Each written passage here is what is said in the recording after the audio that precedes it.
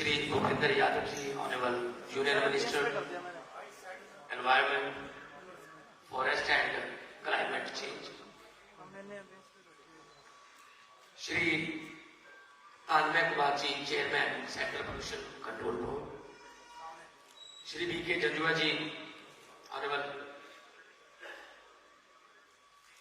Chief Secretary, Punjab. Shri Gurmeet Singh Neet here, Honorable Minister of State of Punjab, Department of Environment. Khattar साहब अभी आने वाले हैं, honourable जो चीफ मिनिस्टर है हरियाणा के.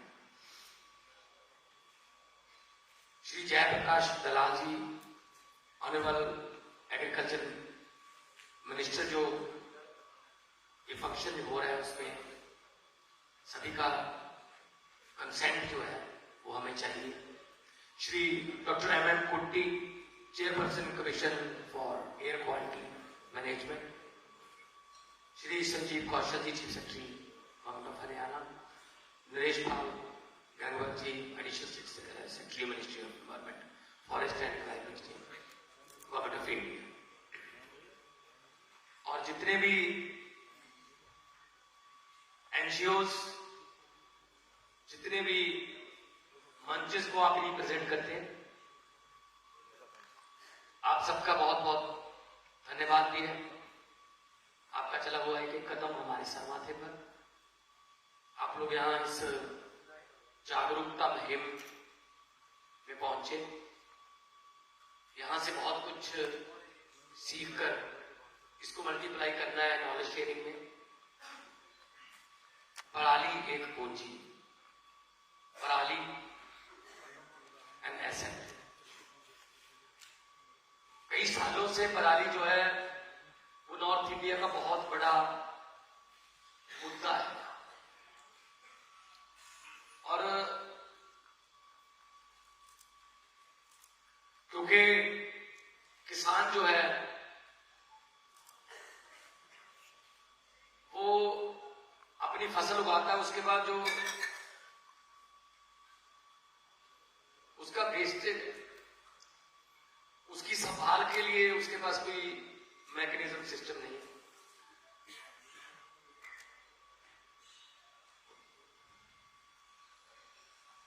हमारे बीच में मुख्यमंत्री हरियाणा माननीय श्री मनोहर लाल खट्टर जी पधार चुके हैं. उनका स्वागत करिए. सर अपना इनको बताओ सर.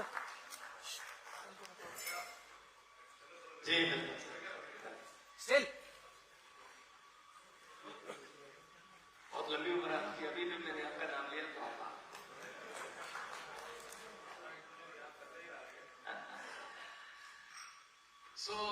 मैं शुरुआत यहीं से करूंगा कि असल में किसान भी पराली नहीं जलाना चाहता, क्योंकि वो धुआं जो है पराली का, वो दिल्ली में या आसपास के एनसीआर के एरिया में तो 4-5 दिन लगते हैं उसको पहुंचने में, लेकिन किसान के घर के ऊपर से तो उसी दिन जाता है. उसी में किसान का परिवार, किसान के बच्चे भी सांस लेते हैं. तो वो खुद भी नहीं चाहता, लेकिन उसका हल चाहिए. मैं माननीय जो हमारे मंत्री साहब हैं भूपेंद्र यादव जी, उनसे बात करना था. अगर टेक्निकली देखें, क्योंकि मैं खुद खेती करता हूं, टेक्निकली देखें तो एक दिक्कत ऐसी है जिसका बहुत कम जिक्र होता है. पराली जलाने में मजबूरी क्या है किसान की? एक फसल और दूसरी फसल के बीच बहुत कम समय है. तो इसीलिए देखो, अक्टूबर में 15 अक्टूबर के बाद हमारी मंडियां पीक सीजन होता है. 20, 25, 30 अक्टूबर तक हम धान को प्रोक्योर करके भेज देते हैं देश के अलग अलग अनाज भंडारों में. और नवंबर के पहले हफ्ते में गेहूं 7 दिन 10 दिन लगा. तो 10 दिन में कुछ भी नहीं कर सकता, ना तो खुद उठा सकता उसको, या तो उसके पास कोई ऐसा मैकेनिज्म हो कि उसको कहा जाए कि तू एक जगह पे इसको रख ले, तुझे सर्टन अमाउंट दी जाएगी, जितना तेरा लेबर लगेगी इसको एक जगह पे रख ले। जैसे हम गेहूं का जो जिसको तूड़ी बोलते हैं पंजाबी में, वो सोने के भाव बिकती है, जैसे उसका कुप लगाते हैं, उसी तरह अगर पराली का लग जाए तो गवर्नमेंट उनको श्योरिटी दे, सेंट्रल गवर्नमेंट और स्टेट गवर्नमेंट मिलकर, कि हम इसको उठा लेंगे, आपकी जगह भी फ्री हो जाएगी, आप उसमें कुछ और भी बीज सकते हो, कुछ सब्जियां या कुछ और, कोई ना कोई ऐसा हल, क्योंकि वो खुद भी नहीं चाहता। नंबर 2,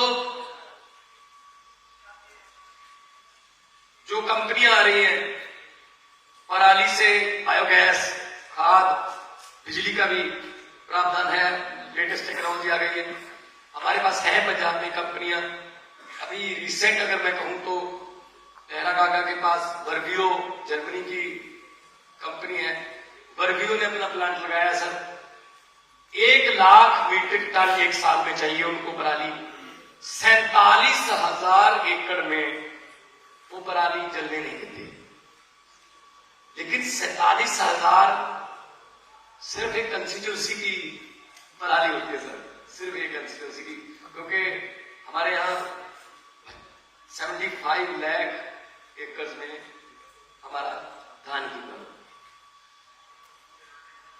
तो ऐसी कंपनियां आ जाएं, जैसा कि आपने मुझे ब्रोशर दिखाया, एप्रिशिएट कर रहे हैं आप ऐसी टेक्नोलॉजी को, लेटेस्ट टेक्नोलॉजी है, तो फायदा होगा। जब उसको पता चलेगा कि ये पराली को आग नहीं मैं लगा रहा, मैं पैसे को आग लगा रहा हूं, मैं अपनी संपत्ति को आग लगा रहा हूं, तब वो कहेगा मैं नहीं इसको आग लगाऊंगा, इसको मैं बेच दूंगा, फाइनेंशियली उसको फायदा होता है। नंबर 3 पे अगर आए तो धान के वो बीज जो कम दिन लेते, जैसे PR-126 है, 27 है, 29 है, उनको अप्रिशिएट किया जाए। वो 93 डेज में पक जाती है, बिजली भी कम लगती है, समय भी कम लगता है, पानी भी धरती से कम निकलता है। जो पूसा है वो 153 डेज लेती है, बिजली भी ज्यादा लगती है, पानी भी ज्यादा निकलता है, उसकी पराली भी बहुत ज्यादा होती है। हम एप्रिशिएट कर रहे हैं इस बार कॉटन, जो नरमा और कपास, उसको एप्रिशिएट कर रहे हैं कि आप बीजिए। थोड़ा विश्वास टूट गया पिछली 2 फसलों से, बीज नकली आ गए, और एक बार व्हाइट फ्लाई और एक बार गुलाबी सुंडी, उसने उनकी फसल बर्बाद कर दी, तो फिर वो अगली बार फसल बीजने से थोड़ा हिचकिचाते हैं। उनको अप्रिशिएट कर रहे हैं, ज्यादा से ज्यादा रकबा जो है, खासतौर पे मोहर, फाजिलका, तलवंडी साबो, बठिंडा, मुक्तसर का एरिया। गन्ना जो है वो बहुत बड़ा बदल है धान का, एक साल में एक ही फसल होती है। गन्ने का भी वही प्रॉब्लम है, गन्ना हमारे बहुत अच्छा हो सकता है, वही पंगा है, 10-10 किलोमीटर की लाइनें लगती हैं, गन्ने की पर्ची बनती है ब्लैक में, उसके बाद मिल वाले जो है प्राइवेट मिल वाले वो पैसे नहीं देते। यही यूपी में हालात है सर, ये हमारे यहाँ, तो वो कहते हैं हमें चीनी बेचने दो, वो कहते हैं हम यहां से आप कुछ बाहर निकलने नहीं देंगे। तो ये जो तालमेल है वो बैठ नहीं पा रहा गन्ना। तो गन्ना को हम इस बार हमने शुगरफेड ने पहली बार हुआ है कि सारे पैसे दे दिए, हमने 380 रुपए क्विंटल, पूरे देश में सबसे ज्यादा हमने भाव दिया। और प्रोसेसिंग की तरफ अगर हम ध्यान दें, पठानकोट से ज्यादा मीठी लीची नहीं हो सकती जी, अगर लीची को प्रोसेस कर लें।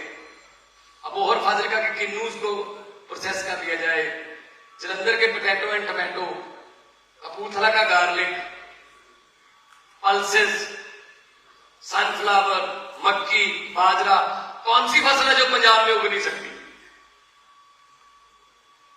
पंजाब में कोई ऐसी फसल नहीं जो पंजाब में उग नहीं सकती, इतनी फर्टाइल लैंड है। लेकिन टेक्निक चेंज करनी पड़ेगी। धरती की उपजाऊ शक्ति में कोई कमी नहीं आई, लोगों की मेहनत में कोई कमी नहीं आई, बहुत मेहनती लोग रहते हैं यहाँ, लेकिन टेक्निक अपडेट करनी पड़ेगी। अब बीजने के तरीके बदल गए, फसल को स्प्रे करने के तरीके बदल गए, उनको मंडी में लेके जाने के तरीके बदल गए, ऑनलाइन हो गया सब कुछ। अगर हम किसान को अपडेट कर देंगे तो यही फसलें, पोल्यूशन भी बहुत ज्यादा कम होगा और उनको बहुत ज्यादा फायदा होगा। लेकिन उसके लिए हमें स्टेक होल्डर से बात करनी पड़ेगी, हमें किसानों से आंखों से आंखें मिला के बात करनी पड़ेगी। अभी क्या चलता है, इससे पहले क्या चलता है, मैं तो खुद गांव में रहा हूं, कोई फसल को सुंडी लग गई, नरमे को या गेहूं की फसल को, कोई खेतीबाड़ी अफसर या कोई पीएयू की तरफ से कोई नहीं आता गांव में कि ये इस किस्म की एक सुंडी की खबर आई है, इस पे आप ये स्प्रे कीजिए। अपने आप ही चलता है काम, एक दूसरे को पूछते हैं तो देर से नरमे नू पीले जे खंभा वाली सुंडी लग गई, पत्ते खाई जाती है, वो कहता हाँ साडे भी लगी, तू कल स्प्रे कर रहा सी, केड़ी है, पता नहीं केड़ी है, लाल जे ढक्कन वाली है, सारा पिंड लाल जे ढक्कन। अब ये भी नहीं पता वो लाल ढक्कन वाली उस सुंडी के लिए बनी है या नहीं। जो पेस्टिसाइड वाले दुकानदार है वो जिस दवाई को बेच के ज्यादा कमीशन मिलता है वो दे देते हैं। फिर क्या होता है, मैंने अपने खेत में स्प्रे कर दी, पड़ोसी ने नहीं की, 3 दिन बाद फिर सुंडी इधर आ गई। इसके लिए हमें बल्क बनाना पड़ेगा सर, कि 10-10 गांव का एक क्लस्टर बनाइए, कि अनाउंसमेंट हो गुरुद्वारा साहब के स्पीकर में कि ये 10 गांव में अपने बच्चों को और अपने मवेशियों को, पशुओं को आप बाहर मत निकालिए, इतने बजे से इतने बजे तक स्प्रे की जाएगी, तो पूरे इलाके से सुंडी खत्म होगी सर। ऐसे नहीं हुआ कि मैंने कर दी उसने नहीं की, तो उसने कर दी मैंने नहीं की। और धान के अलावा अगर किसी और फसल पर एमएसपी मिल जाए, अभी मैं अगर अप्रिशिएट करता हूं सर कि आप धान मत बीजिए, आप बाजरा बीज लीजिए, आप सूरजमुखी बीज लीजिए। उन्होंने बीज ली 10 में से 5 एकड़ आपको उन्होंने सूरजमुखी बीज ली, 5 में धान। अब मेरे लिए चैलेंज ये रहेगा कि उसको धान 5 एकड़ धान बेचकर जितना प्रॉफिट हुआ है उतना ही प्रॉफिट उसको सनफ्लावर से होना चाहिए। या तो डिफरेंस पे करो उसको, या कैसे भी करके पूरा करो, वरना वो अगली बार वो 5 एकड़ नहीं बीजेगा, फिर धान की तरफ आएगा, फिर पराली होगी। मैंने पार्लियामेंट में बोला था, मंत्री साहब तो मेरे पार्लियामेंट के भी साथी रहे हैं और मेरी स्टैंडिंग कमेटी जो थी उसके भी मेरे चेयरमैन रहे हैं, तो मुझे बहुत, जब मीटिंग होती थी एफसीआई की और सब कुछ हम डिस्कस करते थे, तो वहां भी मैंने यही बोला था कि बड़े मान से, बड़ी शान से हम कहते हैं इस बार रिकॉर्ड पैदावार होगी धान की, इतने लाख मीट्रिक टन पैदावार की उम्मीद, मेरे देश की धरती सोना उगले उगले हीरे मोती। लेकिन हम ये नहीं सोचते अगर इतने लाख मीट्रिक टन धान होगा तो पराली भी उतने लाख मीट्रिक टन ही होगी। धान तो उससे ले लेते हैं, धान दे दो जी, ये चाहिए मेरा राइस चाहिए, और लेते ही उसको कहते हैं अगर आग लगाई पर्चा करेंगे। तो उसको समझ नहीं आता मैं अन्नदाता हूं या मैं क्रिमिनल हूं। पर्चा इसका बदल नहीं है सर, इसका कोई ऐसा बदल निकाला जाए। बड़े बड़े देश में वैज्ञानिक बैठे हैं, खेती को अपडेट करने के लिए बहुत आजकल तकनीकें आ गई हैं, पूरी दुनिया एक गांव बन गया है। ऐसी तकनीक निकाली जाए कि उसको फसल बीजने के बाद उसको ये डर ना हो कि मेरे घर में पुलिस आएगी या मेरे खेत में पुलिस आएगी। तो स्टिग्मा जो है ये बहुत खतरनाक है समझिए। तो उसको मान महसूस हो कि मैंने ये फसल दी और मैं देश के लिए इतना अनाज दे रहा हूं, मैं देश के लिए इतना, मैं देश का पेट पाल रहा हूं। तो इसीलिए जब मैं पार्लियामेंट में बोलता था कि पंजाब के किसान भी खुदकुशी कर रहे हैं, तो तमिलनाडु, केरला वाले, साउथ वाले जो हमारे कुलीग थे, उनको यकीन नहीं आता था कि पंजाब का किसान भी खुदकुशी कर सकता है। मैंने कहा जी करता है, कहते अच्छा जी हमें तो ये लगता था वहां तो कितने भंगड़े चलते हैं। मैंने कहा जी असल में आप आगे देखिए, कर्जई हो चुके हैं, एक डिपेंडेबिलिटी की बहुत मंत्री साहब प्रॉब्लम है। 100% डिपेंडेबिलिटी उसकी फसल पर है। 6 महीने बाद आएगी।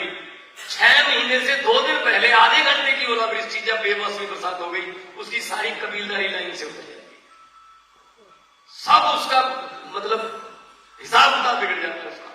एक बेटी की शादी 10-10 साल 15-15 साल कर्जा नहीं उठाता, फिर वो खुदकुशी की तरफ जाता है। खुदकुशी से कोई हल नहीं है, कर्जा तो रहता है ना, वो अपनी जान लेता है, कर्जा थोड़ी खत्म करता है।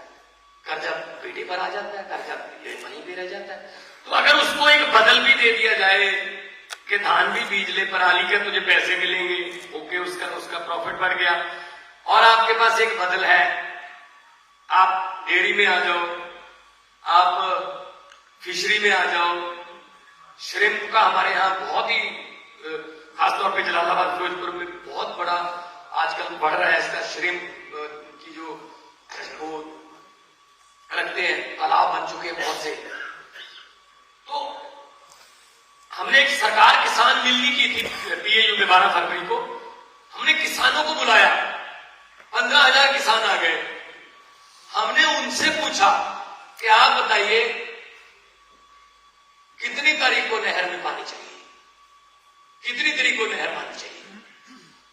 आपको हैरानी होगी कि नरमा और कपास वालों ने कहा, जो बेल्ट है ये बठिंडा वाली अबोर तक राजस्थान के बॉर्डर तक, उन्होंने कहा जी 1 अप्रैल को अगर पानी आ जाए ना टेल में, वो टेल कहते हैं, 1 अप्रैल को नहर में पानी आ जाए और 3 पानी हमारे नरमे को, पहले 3 पानी हमें नहर से पानी मिल जाए, उसके बाद कोई भी सुंडी नरमे का नुकसान नहीं कर सकती, क्योंकि नरमे का जो पौधा है वो स्ट्रॉन्ग हो जाता है। कितना अच्छा सोल्यूशन है, वही समस्या थी, वहीं से सोल्यूशन मिल गया। तो हमने कहा जी 1 अप्रैल को आएगा पानी इसमें, चाहे इधर उधर से जो मर्जी करें, आपको 1 अप्रैल को पानी आएगा, लेकिन आप नरमा दीजिए, आपका पास दीजिए, कॉटन इंडस्ट्री को भी, टेक्सटाइल, क्योंकि टेक्सटाइल बहुत कुछ है हमारे पास, लुधियाना सारा टेक्सटाइल है, अमृतसर टेक्सटाइल है। अभी 23-24 को बिजनेस समिट हो रहा है हमारा, इन्वेस्टमेंट समिट, टेक्सटाइल की कंपनी आ रही है, सनातन आ गया। तो एग्रो की ट्रैक्टर में हम सर पंजाब के देश के 80% ट्रैक्टर हम पैदा कर रहे हैं सर। देश के 80% साइकिल और साइकिल के पार्ट्स हम पैदा कर रहे हैं, hero able cycle. Tata steel हमारे पास आ गया, biggest after Jamshedpur, second biggest. तो पंजाब में कोई कमी नहीं है, टैलेंट की कोई कमी नहीं है सर, और लोग मेहनती है, गुरुओं पीरों की धरती है। यहां पे आके कोई सच्चे दिल से काम करेगा उसको बरकत ही होती है सर, कोई घाटा नहीं होता यहाँ पंजाब में आके, क्योंकि पंजाबी से आपको तो अभी यूक्रेन में जंग लगी, अभी तुर्की में भूकंप आया, लेकिन आपको बाकी कुछ दिखे ना दिखे, लंगर दिख जाता सर पंजाबियों का वहां पे, क्योंकि गुरु नानक साहब ने 20 रुपए का लंगर शुरू किया था वहां। तो अगर हमारे पास आइडियाज हैं तो इसीलिए पंजाबी जो है वो अलग से पहचान रखते हैं। जोमेटो पंजाबी ने बनाया फरीदकोट का, ओला पंजाबी साने वाले, फ्लिपकार्ट पंजाबी, आइडियाज में कोई कमी नहीं है सर। जो जुगाड़ लफ्ज है वो भी डिक्शनरी को पंजाबियों ने दिया है, कोई ना कोई जुगाड़ हम कर ही थे।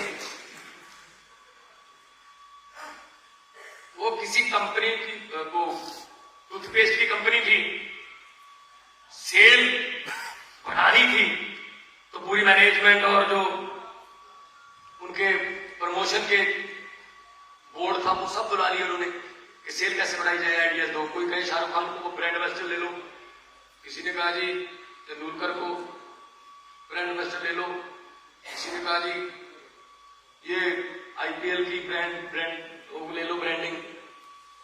कुछ एक पंजाबी बैठा था, वो कहता कुछ नहीं करने की जरूरत, सेल बढ़ेगी, जितने % सेल बढ़ेगी उसमें से 50% मेरा। कहते हाँ बता, कहते नहीं पहले लिख के दो, तो अगर बता दिया आइडिया खत्म। कहते चलो ठीक है, लिख के दे दिया, 50% तेरा, जितना है लेकिन कंपनी का 1 रुपया भी नहीं लगेगा, खर्चा नहीं होता। कहते बता, कहते जी हमारा जो टूथपेस्ट की ट्यूब है ना, इसका मुंह बहुत छोटा है, तंग है, लोगों को बड़ी ऐसे जोर से प्रेस करके ब्रश पे लगाने की आदत है। थोड़ा मुंह खुला कर दो, लोगों को क्या पता चलेगा, वो उसी तरीके से घुमाएंगे, इतना आएगा सर। और कभी भी आप बता दो, कभी आपके पास पेस्ट ज्यादा आ गया, आपने वापस जाना कभी नहीं, चलो आ गया फिर, चलो कोई बात नहीं। तो जितनी सेल बढ़ी उसमें से आधा उसका। ये पंजाबियों के idea sir, we are global citizen sir. Punjabi एक ऐसी, हम ग्लोबल सिटीजन है, और पंजाब एक ऐसी स्टेट है जिसकी फ्रेंचाइज भी है। वैंकूवर में एक पंजाब बसता है, टोरंटो में एक पंजाब बसता है, Edmonton, Calgary, Melbourne, Sydney, Perth, Brisbane, Singapore, Malaysia, London, जहां जाओगे पंजाबी मिलेंगे आपको, कामयाब पंजाबी मिलेंगे, भीख मांगते हुए नहीं मिलेंगे, कामयाब पंजाबी मिलेंगे। बस थोड़ा सपोर्ट चाहिए। वो सपोर्ट अगर आप दे रहे हो सर, मेरे पास एक इंडस्ट्रियलिस्ट आए, कहते जी मैं इतने पैसे इन्वेस्ट करूंगा, इतना रोजगार जनरेट होगा, मुझे सरकार की, गवर्नमेंट की सपोर्ट चाहिए। मैंने कहा जी दे देंगे। कहते जी पहले वाली सरकारों ने दी नहीं। मैंने कहा जी दे देंगे, सपोर्ट दे देंगे, कोई प्रॉब्लम नहीं जी सर, सपोर्ट तो मुझे चाहिए। मैंने सपोर्ट दे देंगे, नहीं सर पक्का बात है सपोर्ट देंगे।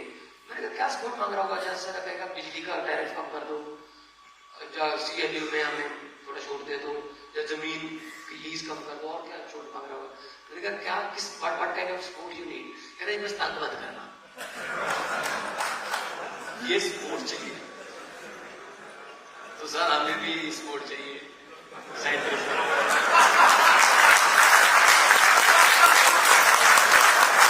जितना हमारा GST वो टाइम पे दे दिया करो, जितना हमारा टैक्स बनता है वो टाइम पे दे दिया करो, रूरल डेवलपमेंट फंड के पैसे कुछ पड़े हैं वो दे दीजिए। तो बस आपकी सपोर्ट चाहिए। पंजाब जो है वो आजादी के संग्राम में भी सबसे मोहरी था, हरे इनकलाब में भी सबसे मोहरी था, और आने वाले दिनों में इंडस्ट्री में भी और फसलों में भी मोहरी सूबा ही बन के रहेगा सर। बहुत बहुत मेहरबानी, आप जब पंजाब की धरती पे आए, आपका दिल की गहराइयों से स्वागत है, बहुत बहुत मेहरबानी। मैं तो यही कहूंगा कि लंबे सफर को मीलों में मत बांटिए, लंबे सफर को मीलों में मत बांटिए, कौम को कबीलों में मत बांटिए। एक बहता दरिया है मेरा भारत देश, इसको नदियों और झीलों में मत बांटिए। इकट्ठे रहिए सारे, कोशिशों को भाईचारा है बना रहे, और देश हमारा दुनिया में चमकता सितारा। बहुत बहुत धन्यवाद।